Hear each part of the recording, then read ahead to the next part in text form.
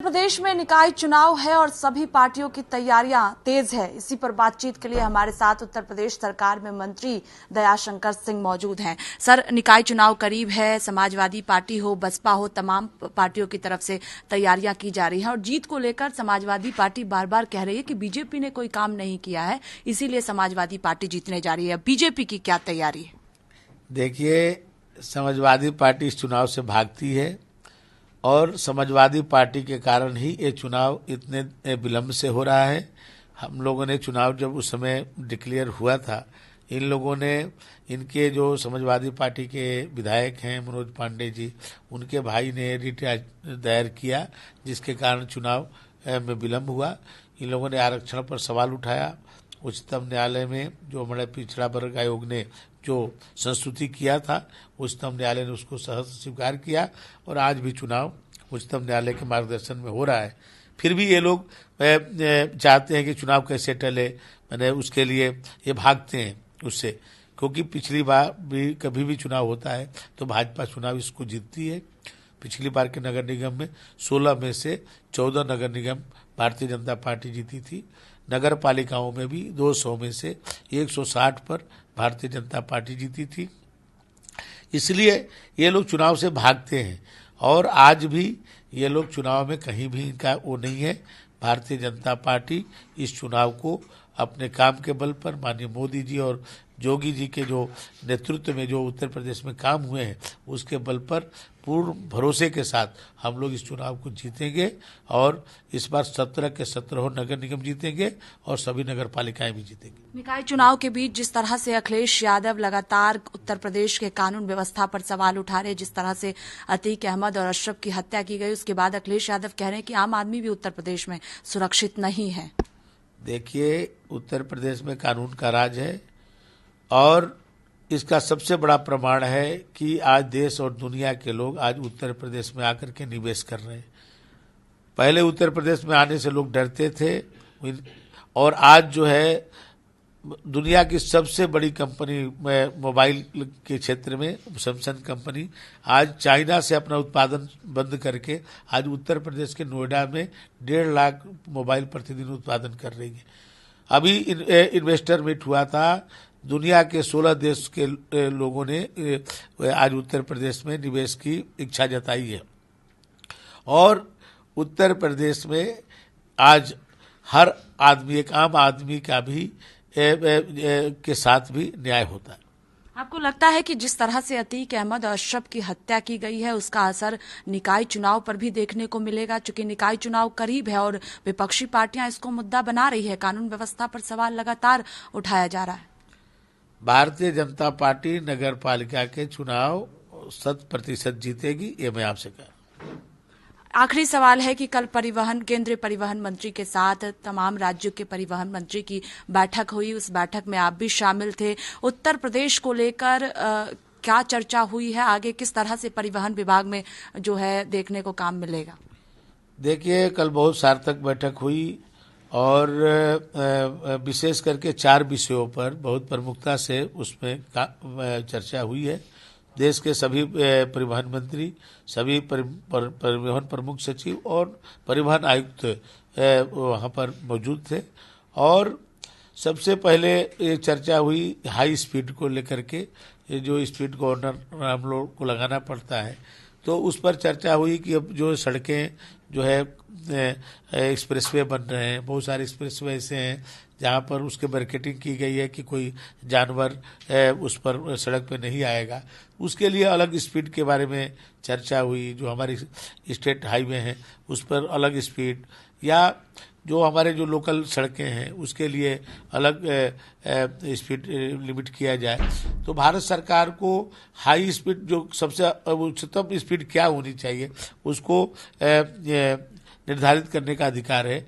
लेकिन state government भी अपने उसमें अपने स्टेट में क्या स्पीड रखे उसको उस पर अधिकार है। तो माननीय मंत्री जी ने सभी का सुझाव उस पर लिया है और उस पर एक पूरे देश के लिए, क्योंकि अलग अलग नेचर है और अलग अलग उस तरह से स्पीड भी होनी चाहिए। तो इस पर चर्चा हुई है, बड़ा सार्थक चर्चा हुई और इस पर एक नया विजन आएगा। दूसरा हम लोगों का फिटनेस सेंटर पर चर्चा हुआ कि आज जो पुरानी गाड़ियां हैं उनको फिटनेस के बाद ही उनको सड़क पर चलने दिया जाए। तो उसके लिए या स्क्रैप होना है, तो स्क्रैप जब तक 15 साल पुरानी गाड़ियां स्क्रैप करना है तो स्क्रैप तभी हो पाएगा जब उसका फिटनेस का सेंटर पर उसकी चेक होगी। तो फिटनेस सेंटर का ज़्यादा से ज़्यादा निर्माण किया जाए। तो उसमें बड़ी सारी दिक्कतें आती हैं एनओसी में, कई स्टेटों में। तो जैसे मैं उत्तर प्रदेश में 4 फिटनेस सेंटर अभी हमारी चालू है। मैं लखनऊ, आगरा, कानपुर में हमने बनाया खुद और एक हम गाजियाबाद में पीपीपी मॉडल पर बनाए। लेकिन हमको अभी 75 जिलों में एक एक बनाना है। उसके और आवश्यकता पड़ेगी तो हम 2 भी बनाएंगे, कहीं 3 भी बनाएंगे। तो उसके लिए क्या क्या दिक्कतें आती है, जैसे मान लीजिए कि जमीन है, अब 2 एकड़ जमीन उसमें निर्धारित भारत सरकार ने किया है। अब 2 एकड़ जमीन नोएडा में, गाजियाबाद में बहुत महंगी मिलती है, तो शहर के नज़दीक भी होना चाहिए। तो ये सब चीज़ें से प्रॉब्लम्स आ रही हैं, उसको कैसे ठीक किया जाए। हमने कहा कि बहुत हमारे स्टेट डिस्ट्रिक्ट हैं जो बहुत पिछड़ा है, तो उसके लिए थोड़ा अलग नियम हो वहाँ का। अब एक को बनाने में 4 करोड़ रुपया, 5 करोड़ रुपया खर्च आते हैं। तो इसमें हम लोग चाहते हैं कि भाई पीपीपी मॉडल पर हो तो रोजगार का भी सृजन हो, उसमें नए पार्टनर्स आ रहे हैं, तो थोड़ा उसमें क्या क्या संशोधन कर सकते हैं। तो हम लोगों ने अपनी सुझाव दिया है और माननीय मंत्री जी ने उस पर चर्चा किया कि आगे इस पर निर्णय होंगे। तीसरा, हम लोगों ने इलेक्ट्रिक गाड़ियां जो हैं वो अभी हम लोग केवल नगरीय क्षेत्र में चलाते हैं। अब हम लोग उसको परिवहन निगम या जो प्राइवेट भी हो वो भी चलाएं, या परिवहन निगम के द्वारा हम लोग जो है 250 किलोमीटर, 300 किलोमीटर या की दूरी तक हम लोग जो है इसको इंटरसिटी बसें चलाएं, एक शहरों को दूसरे शहर से जोड़ने के लिए इलेक्ट्रिक गाड़ियां। तो चार्जिंग के पॉइंट्स जो बने थे वो अलग अलग कंपनियों के थे। अब एक जगह 3 कंपनी है तो 3 के चार्जिंग पॉइंट बनाने पड़ रहे हैं, उसमें ज़्यादा खर्चे आ रहे हैं। तो वह एक ही चार्जिंग पॉइंट से सभी कंपनियों की गाड़ियों को संचालित किया जाए, इस तरह का कोई काम किया जाए। और इसकी कास्ट बहुत थोड़ी महंगी है, इसकी जो बैटरी आती है वो बहुत महंगी आती है।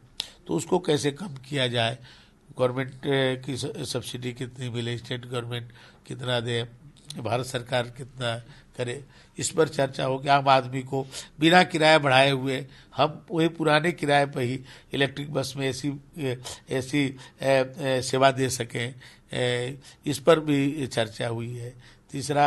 चौथा, हम लोगों ने जो लर्निंग लाइसेंस है, लर्निंग लाइसेंस हम लोग एग्ज़ाम कराते हैं, ऑनलाइन कराते हैं। कई स्टेट हैं जो ऑनलाइन करा रहे हैं, जिसमें उत्तर प्रदेश भी है। हम 100% ऑनलाइन जो है लर्निंग लाइसेंस को करते हैं।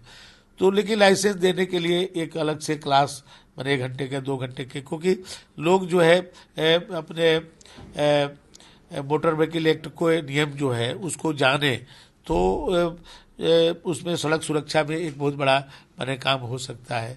हम लोग की प्राथमिकता है कि आज पूरे देश में 5 लाख यदि दुर्घटनाएं हो रही हैं तो 1.5 लाख से ज़्यादा लोग की उसमें मृत्यु हो रही है। केवल उत्तर प्रदेश में 22,000 23,000 लोग जो है प्रति वर्ष जो है केवल सड़क दुर्घटना में मर रहे हैं। तो उसको भी कैसे रोकना है, और उसमें लोगों को यदि अपने सड़क सुरक्षा के नियमों को ज़्यादा ढंग से जानेंगे तो ज़्यादा उसमें हम कमी ला सकते हैं। तो उसके लिए भी हुआ कि ऑनलाइन कोई टीचिंग कराया जाए लोगों को लाइसेंस देने से पहले, या हमारी जो सारथी हाल है वहाँ पर कोई टीचिंग किया जाए अपने जो NGO हैं या कोई और भी बड़ी बड़ी संस्थाएं हैं, उनसे इसमें क्या आने वाले दिनों में गाड़ियों की स्पीड को उत्तर प्रदेश सरकार कम करेगी, आपका विभाग कम करेगा, क्योंकि अब राज्य की जिम्मेदारी है? नहीं, देखिए, कहीं स्पीड बढ़ाना भी है और कहीं स्पीड कम भी करना है। जैसे मान लीजिए जहां अब एक्सप्रेसवे बन रहा है, अब उसके मार्केटिंग है दोनों तरफ से, कोई वहां पर कोई जानवर नहीं जा सकता है, तो और यदि मान लीजिए कहीं 4 लेन 6 लेन 8 लेन बन रहा है तो उसकी स्पीड ज्यादा होनी चाहिए, और जो हमारे स्टेट हाईवे हैं उसकी स्पीड अलग होनी चाहिए, जो लोकल है लोकल की स्पीड अलग होना चाहिए। तो उस पर मंथन हो रहा है और कल के उस पर आया है कि इसकी एक नई जो है पॉलिसी हम लोगों को मिलने वाली है। तो हम लोगों ने अपनी अपनी व्यू कि हमारे यहाँ क्या होना चाहिए, क्या उसमें कठिनाई है, उसको हम लोगों ने बताया है। इसके बाद एक सभी के व्यू आने के बाद अब भारत सरकार एक नई पॉलिसी हम सबको देगी। बहुत शुक्रिया बातचीत के लिए। देखिए, साफ तौर पर कहना है कि निकाय चुनाव को लेकर पूरी तरह से बीजेपी तैयार है और जीतने भी निकाय चुनाव भारतीय जनता पार्टी जा रही है। कैमरा पर्सन राहुल के साथ स्वाति पाठक, भारत समाचार, दिल्ली।